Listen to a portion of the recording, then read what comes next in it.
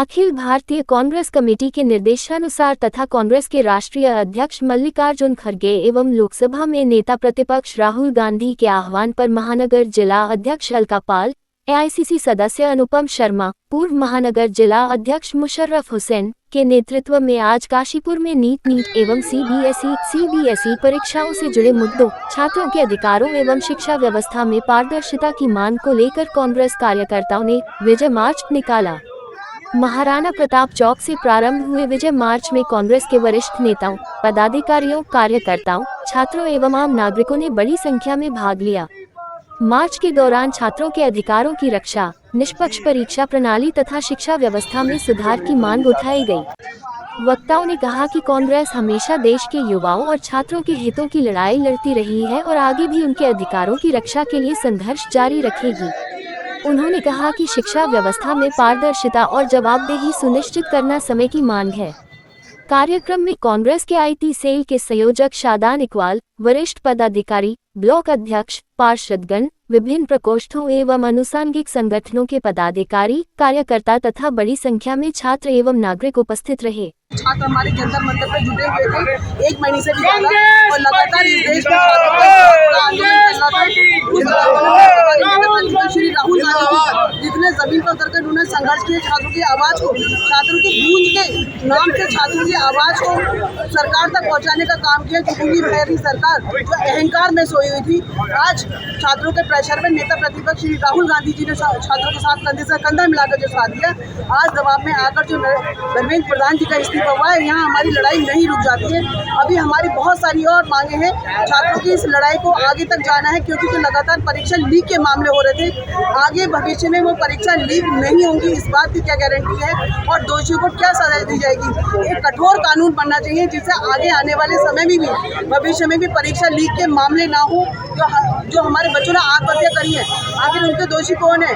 अभी तो उनके मुआवजे की भी मांग हो रही है और साथ ही इस देश के गृह मंत्री को भी इस देश से माफी मांगनी चाहिए, इस देश के प्रधानमंत्री श्री नरेंद्र मोदी जी को भी इस देश से और छात्रों से माफी मांगनी चाहिए। हमारी लड़ाई अभी आगे और जारी रहेगी। इतनी तानाशाही रवैया अपना रखा था धर्मेंद्र प्रधान जी ने भी और सरकार ने भी, छात्रों के ऊपर जो इस समय बेतहाशा जुल्म हुआ है, ये कोई छोटी मोटी बात नहीं है। बच्चों को सड़कों पर रौंदा गया है, वो क्या कर रहे थे? अपनी बात ही तो कह रहे थे, अपने अधिकार ही तो मांग रहे थे।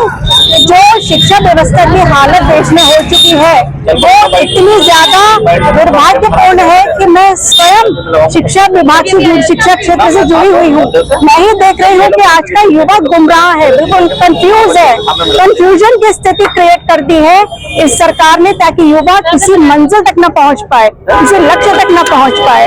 इस सोच के साथ ये लोग चल रहे हैं जिसको आज विपक्ष ने और छात्रों ने विफल करा है और अभी तो ये शुरुआत है। अभी तो प्रधानमंत्री जी को माफी मांगनी चाहिए राष्ट्र से। इस बीच जो छात्रों के साथ विपक्ष के साथ हमारे माननीय नेता प्रतिपक्ष, हमारे नेता श्री राहुल गांधी जी के साथ जो सलूक किया है, उसके लिए देश से माफी मांगनी चाहिए। जो मौत हुई है उनको लेकर क्या वही देखिए, वैसे तो जो महानगर कांग्रेस कमेटी द्वारा आज यहाँ काशीपुर में जिस तरह से पहले से एक प्रस्तावित कार्यक्रम था, जो हमारे प्रदेश के अध्यक्ष गणेश गर्दियाल जी के अनुसार क्या आज शाम का कैंडल मार्च का प्रोग्राम था, लेकिन यह भारतीय जनता पार्टी गूंगी और बहरी सरकार ने हमारी कांग्रेस पार्टी के विरोध में और जनता के विरोध में, छात्रों के विरोध में, जो शिक्षा मंत्री थे धर्मेंद्र प्रधान, उनका इस्तीफा दोपहर हो गया।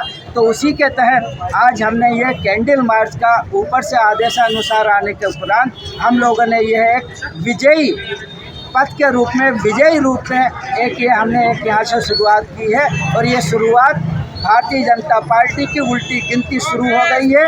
अब आने वाले वक्त में कांग्रेस पार्टी का झंडा बुलंद होगा और जिन छात्र छात्राओं ने शहादत दी है उनको 2 मिनट का मौन रखकर श्रद्धांजलि अर्पित की गई। देखिए, आज हमने अखिल भारतीय कांग्रेस कमेटी के निर्देश पर महानगर कांग्रेस कमेटी के कार्यकर्ताओं के द्वारा हमने जो छात्रों का आंदोलन को अपना समर्थन दिया, उसके परिवेश में आज केंद्रीय शिक्षा मंत्री धर्मेंद्र प्रधान जी का इस्तीफा हुआ है। हम सबसे पहले छात्रों की जीत बताते हैं इसको, कांग्रेस पार्टी की जीत बताते हैं, राहुल गांधी के संघर्ष को सलाम करते हैं। भविष्य में छात्रों के शोषण ना हो, भविष्य में इस तरह की घटनाओं की पुनरावृत्ति ना हो, केंद्र सरकार को जगाने के लिए आज कांग्रेस के कार्यकर्ताओं ने सड़कों पर उतरकर उनको एक बार पुनः चेतावनी दी है कि अगर भविष्य में इसकी पुनरावृत्ति होती है तो कांग्रेस सड़क से सदन तक इसका विरोध करेगी। साथ ही हमने महानगर कांग्रेस कमेटी काशीपुर के तमाम कार्यकर्ताओं की ओर से उन तमाम छात्रों को अपने श्रद्धा सुमन अर्पित किए हैं जिनकी नीट परीक्षा के दरमियान मृत्यु हुई है। धन्यवाद। जिस तरीके से आपने देखा कि छात्र छात्राओं का आंदोलन सफल रहा है, और सबसे पहले तो मैं श्रद्धांजलि देना चाहता हूँ उन बच्चों को जिनकी ये जीत हुई है, क्योंकि उन लोगों ने अपनी 20 से 25 बच्चों ने अभी तक अपनी जान दे दी है। इसलिए बहुत ही अफसोस की बात है कि सबसे पहले तो उन लोगों को श्रद्धांजलि होनी चाहिए जो इस नीट की परीक्षा के कारण अपनी जान दे चुके हैं, और उनके परिवारों को कुछ ना कुछ मुआवजा मिलना चाहिए ताकि जो सपने उन्होंने अपने परिवार के पालन पोषण के लिए देखे थे उससे वो उनका सहयोग कर पाएँ। और मैं यह भी कहना चाहता हूं कि जितने छात्र छात्राओं पर दिल्ली के अंदर 20 तारीख को प्रदर्शन में पुलिस ने हमला किया, उनकी इलाज की जिम्मेदारी, उन पे जो झूठे मुकदमे लगाए गए उसको वापस लिया जाए, और पुलिस के खिलाफ, ऐसी पुलिस के खिलाफ कार्रवाई की जाए जिन लोगों ने जानबूझ करके छात्र छात्राओं को हमले किए हैं। बड़ा दुर्भाग्य का विषय ये है कि 20 दिन बाद आज धर्मेंद्र प्रधान जी ने इस्तीफा दिया, जबकि इस्तीफा 24 घंटे के अंदर उनको देना चाहिए था। सत्ता पक्ष में बैठे हुए शिक्षा मंत्री हैं।